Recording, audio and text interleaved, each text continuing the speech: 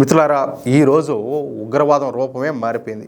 గన్లు, బాంబులు మాత్రమే కాదు, ఇప్పుడు ల్యాప్టాప్లు, కోళ్లు, సోషల్ మీడియా కూడా ఆయుధాలుగా మారిపోయినాయి. పూణేలోని సాఫ్ట్వేర్ ఇంజనీర్ అయినటువంటి జుబేర్ హంగార్కేర్ ఈ కొత్త ప్రమాదానికి ఉదాహరణ.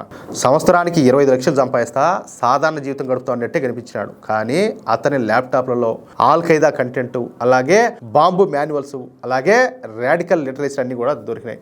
ఈ సంఘటన ద్వారా మనకు అర్థమవుతుంది ఏంటి అంటే, ఉగ్రవాదం అనేది కేవలం శిక్షణా శిబిరాల్లోనే కాదు, స్క్రీన్ల వెనక కూడా పెరుగుతుంది.